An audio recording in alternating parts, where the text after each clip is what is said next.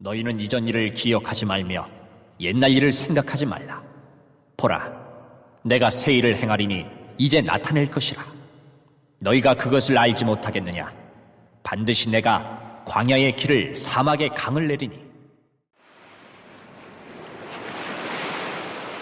배에 오르심에 제자들이 따랐더니 바다에 큰 놀이 일어나 배가 물결에 덮이게 되었으되 예수께서는 주무시는지라.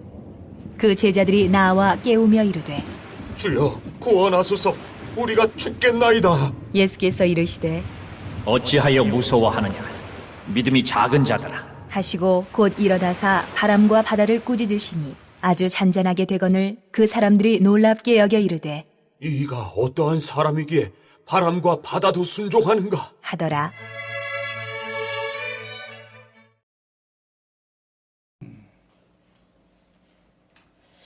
하나님이 세상을 이처럼 사랑하사 독생자를 주셨으니 이는 그를 믿는 자마다 멸망치 않고 영생을 얻게 하려 하심이라 했습니다.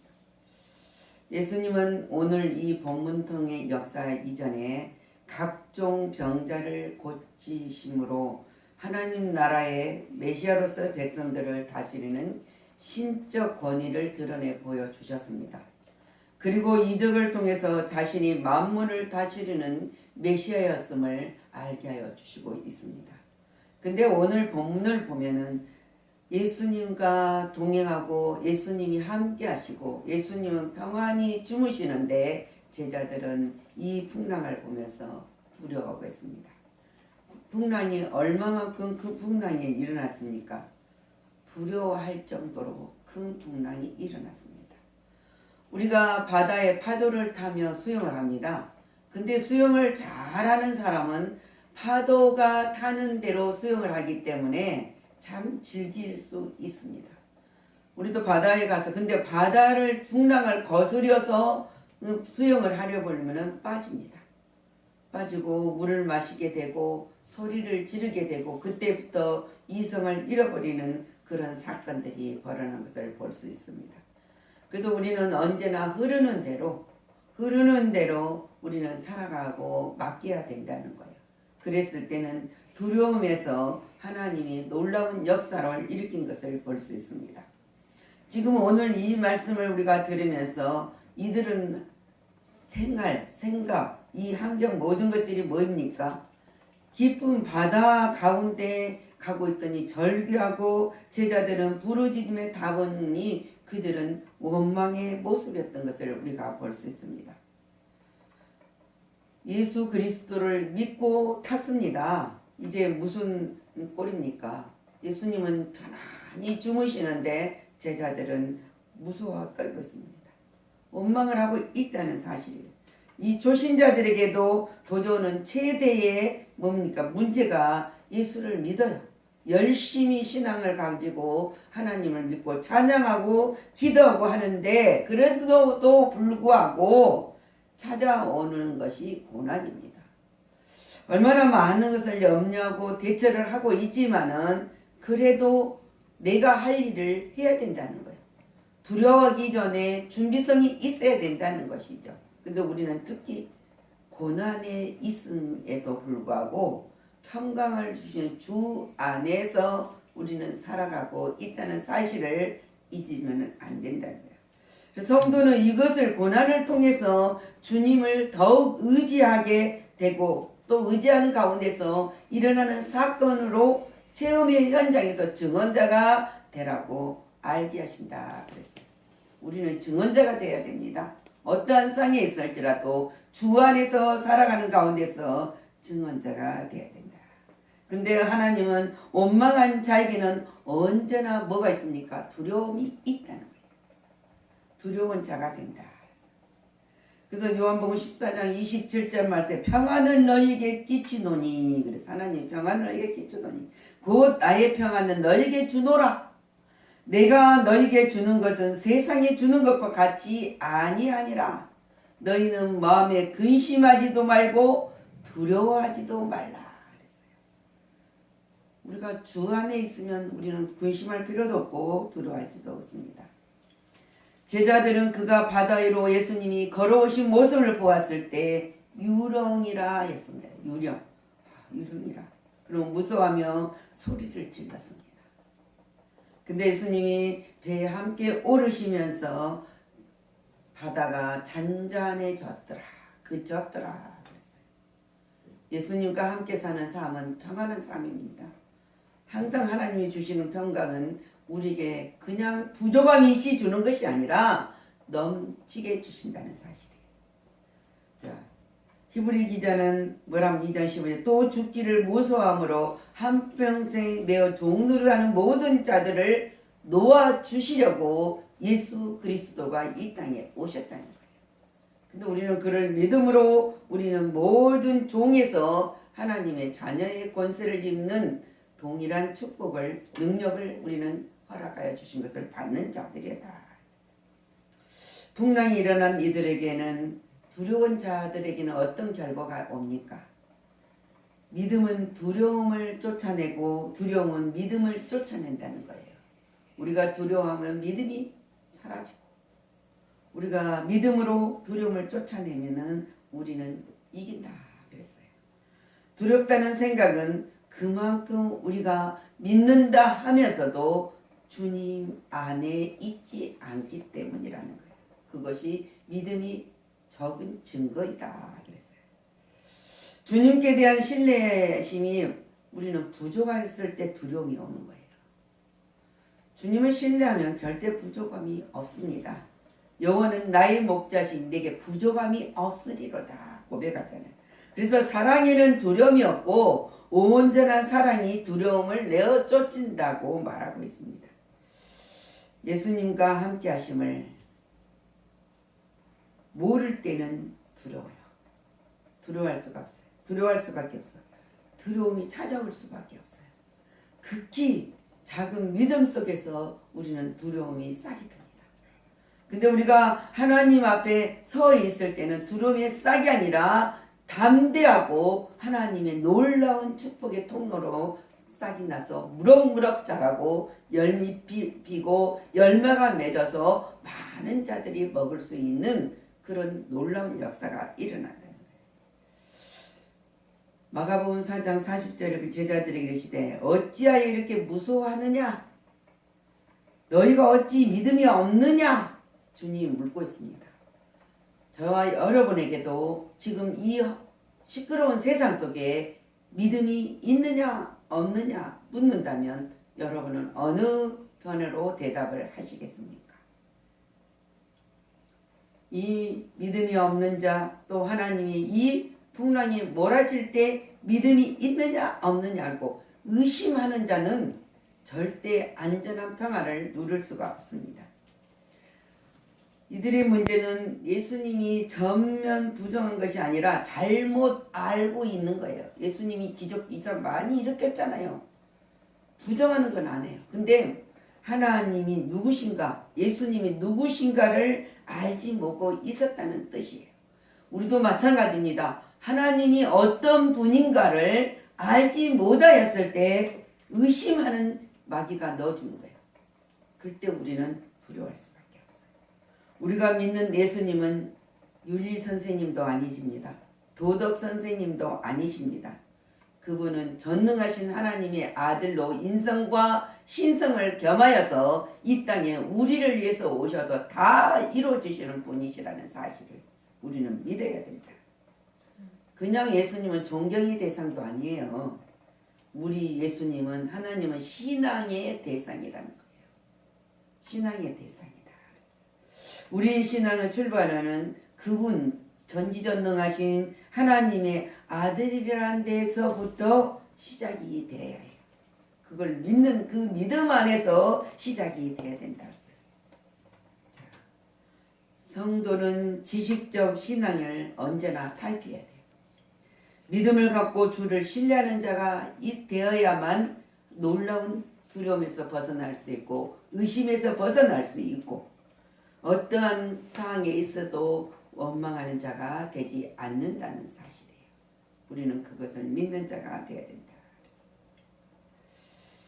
자, 예수님을 뵙고 경배하나 아직도 의심한 사람이 있었더라. 주님이 말씀하시잖아요.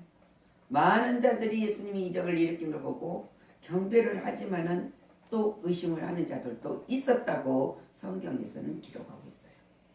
그래서 야고보 1장 말씀에 6절부터 오직 믿음으로 구하고 그랬어요. 조금 더 의심하지 말라 그랬어요. 그러면서 뭐라 합니까? 의심한 자는 마치 바람에 밀려 요동하는 바닷물 같다고 하고 있습니다. 요동하는 바닷물 같다. 이런 사람은 무엇이든지 주께 얻기를 구하기를 도움을 청하지 마라. 얼마나 야고보가 하나님에 대해서 믿음이 적은 자에게 강력하게 말하고 생각하지도 말라는 거예요. 두 마음을 품어 모든 일에 정함이 없는 자라더라. 세상 말로 말해서 기회주의자다라는 거죠. 우리 신앙은 기회주의자가 되어서는 안 됩니다. 오직 하나님만 바라보는 자가 되어야 됩니다. 그래서 야고보서 2장 26절에 영혼 없는 몸이 죽은 것 같이 행함 없는 믿음은 죽은 것이니라 그랬어요. 그래서 이 제자들은 책망을 받는 믿음을 가졌습니다. 어찌하여 이렇게 무서워하느냐? 너희가 어찌하여 믿음이 없느냐? 그렇게 물어요. 우리에게도 물을 때 우리는 뭐 해야 됩니까? 회개해야 돼요. 믿지 않았다면, 원망하는 의심이 있었다면은, 그래서 베드로가 예수님이 바다 위로 올라왔을 때 베드로가 뭐라 그랬습니까? 대답에 이르되 주여 만일 주님이시며거든 나를 명하사 물 위로 걸어오라 하게 하소서. 그랬더니 주님이 오라. 베드로가 배에서 내려 물 위로 걸어서 예수님께로 갔습니다. 예수님만 바라봤더라면 얼마나 놀라운 체험의 신앙으로 증언할 수가 있었겠습니까? 근데 순간적 바람을 보고 무서워 빠져가는지라. 그래서 소리질러 이르되 주여 나를 구원하소서 하니 예수님께서 즉시 손을 내밀어 그를 붙잡으시며 이르시되 믿음이 작은 자여 왜 의심하느냐. 생각해 보세요. 예수님이 바다 위로 걸어오시는데 그걸 보면서 베드로가 참 장담도 잘해요. 주님이 나를 오라 하시면 내가 이 배를 걸어가겠습니다. 배에서 탁 바닷물을 부었더니 빠졌습니까? 안 빠졌습니까? 말씀 그대로 증언하지 않아요. 바다로 걸었어요. 예수님만 바로 걸었으면 얼마나 좋겠습니까? 우리도 마찬가지입니다. 어떤 환경이 우리에게 닥치더라도 예수님을 바라보는 신앙으로 갔을 때 그 환경을 듣고 걸어갈 수 있다는 사실을 잊어서는 안 됩니다. 그 믿음으로 우리는 승리를 해야 된다. 그래서 바울 사도가 고린도 9장 24절에 이 비유를 듭니다. 운동장에서 다름질하는 자들이 다 다름질할지라도 오직 상을 받는 사람은 한 사람인 줄을 너희가 알지 못하느냐 그랬어요. 너희도 상을 받도록 이와 같이 다름질을 하라. 달려갈 길 다 가고 내가 믿음을 지켰다는 그 상을 이유로 생명의 멸류관을 받은 바울이 받겠다는 약속을 갖고 가고 있습니다. 여러분 힘들죠? 어렵죠? 문제는 시끄럽죠. 누구를 보더라도 우리가 마스크를 안 쓰고 있으면 저 사람을 왜 이상하게 쳐다봐요. 근데 그 마스크를 안 쓴 사람들은 내가 볼 때는 참 대단하다. 그렇게 생각도 들어요. 저 사람은 대단하다. 근데 여러 사람을 위해서 공동체는 질서를 지켜야 된다는 거예요. 그래서 우리는 주님께 언제나 도움을 청하는 자들이 돼야 되겠다. 자, 그잖아. 베드로가 바람을 보고 웃어 빠져가는지라 할 때 소리질러 주여 나를 구하소서 그랬잖아요. 우리가 문제가 생깁니까? 베드로처럼 무서워 빠져가는 이 시대에서 주여 나를 구원해달라고 소리를 지를 수 있는 간구할 수 있는 기도자가 되어야 된다.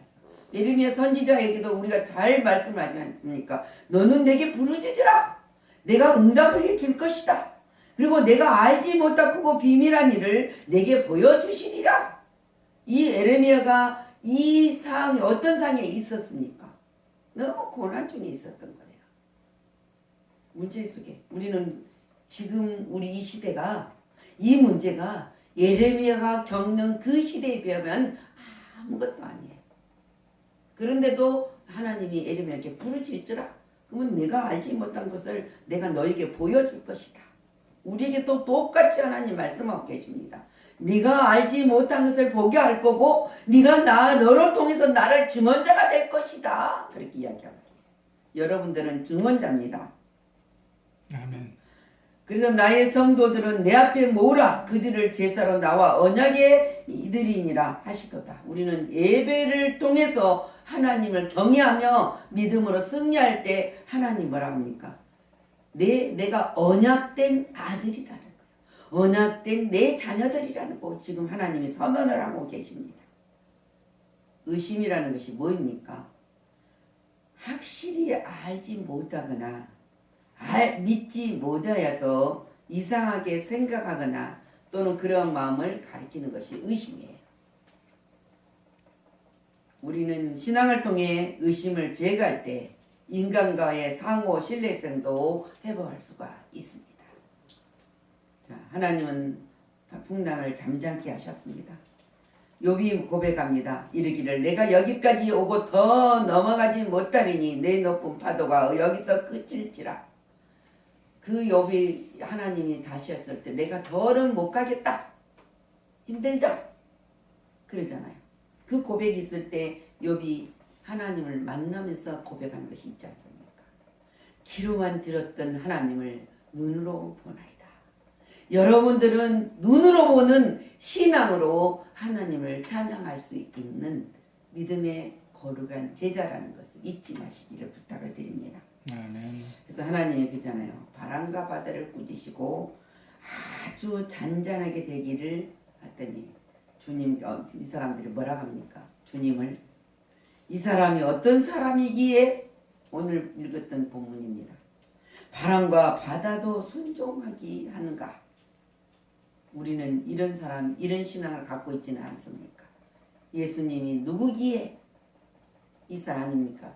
우리는 하나님을 창조주 하나님과 우리 구주 하나님, 전지전능하시고 무소불능하시고 우리의 약속의 언약을 우리에게 허락하여 주신 하나님이라는 걸 믿어야겠는데 그가 누구기에 그런 신앙이 있는 이들에게도 하나님은 놀라운 역사를 일으켜 주었습니다.